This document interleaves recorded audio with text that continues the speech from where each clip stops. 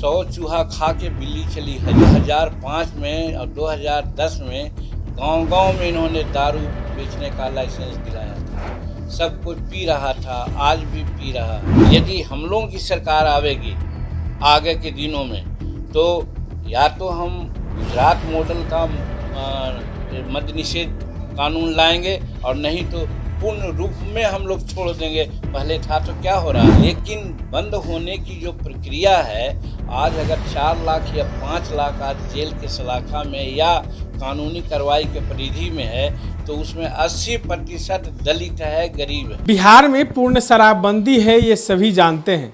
2015 में बिहार के मुख्यमंत्री नीतीश कुमार ने पूर्ण शराबबंदी की थी। इसको लेकर लगातार जो है मुख्यमंत्री इस पर चर्चा भी करते हैं। बता दें कि जब शराबबंदी हुई थी उसके बाद कहीं ना कहीं इस पर सख्त कानून भी बनाए गए, कई बार कानूनों में बदलाव भी किया गया।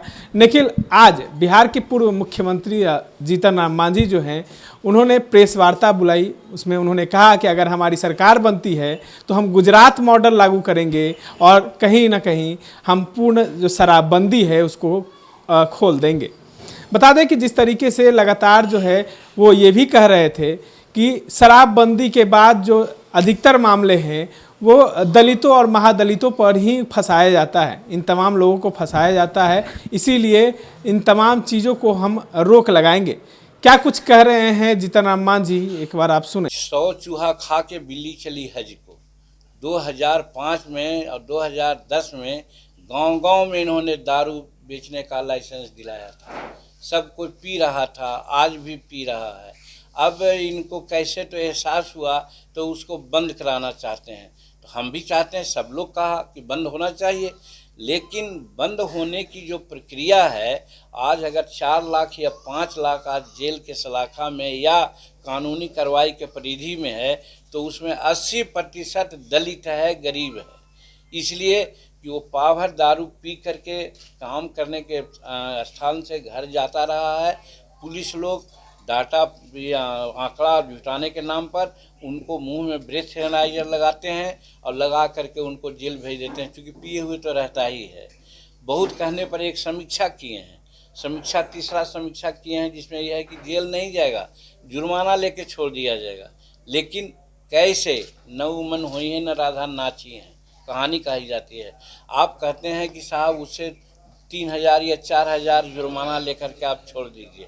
लोग लेता है 5000 और 7000 चार्ज करता है, और रसीद भले दे 2000-3000 का, लेकिन जो मजदूर 500 रुपया कमा करके जा रहा है और पकड़ा गया, वो 2000 और 3000 जुर्माना कहाँ से देगा?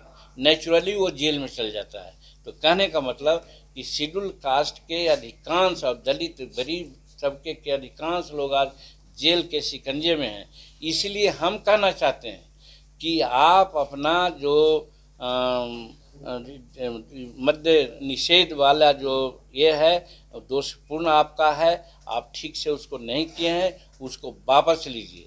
और हम डिक्लेयर करना चाहते हैं कि यदि हम लोगों की सरकार आवेगी आगे के दिनों में, तो या तो हम गुजरात मॉडल का मद्य निषेध कानून लाएंगे और नहीं तो पूर्ण रूप में हम लोग छोड़ देंगे। पहले था तो क्या हो रहा था, दूसरे राज्यों में फ्री है तो क्या हो रहा है। अपने आप समझदार होने, उसके जगह पर हम लोगों को शिक्षित करेंगे, अवेकनिंग करेंगे, अवेयरनेस करेंगे कि नहीं पीना चाहिए। तो कहने का मतलब ये भी एक एंगल है जिससे हम कह सकते हैं कि शेड्यूल कास्ट के प्रति इनका नज़रिया ठीक नहीं है। तो ये सब 5-6 पॉइंट है जिसके आधार पर हम आपसे अर्ज करना चाहते हैं और कहना चाहते हैं कि पब्लिक डोमेन में हम कहना चाहते हैं कि ये शेड्यूल कास्ट के कभी ही तैसी नहीं रहे हैं। अगर शेड्यूल कास्ट के ही तैसी रहते तो जीतन मांझी को इन्होंने मुख्यमंत्री बनाया था, 9 महीना काम किया, 2 महीना 3 महीना इनके कहने पर काम किया था, तो बड़ी अच्छा है।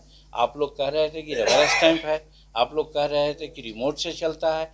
जब हम अपना काम करने लगे तो इनको बड़ा बुरा लगा और हमको ज़बरदस्ती हटाए। तो आपने सुना, देखिए किस तरीके से जीतन राम मांझी ने तमाम बातों को रखा है। वो कह रहे हैं कि पहले तो नीतीश कुमार गांव-गांव खुलवा दिए थे और उसके बाद जो है जब आदत लगा दिए तो फिर शराब बंदी कर दिए।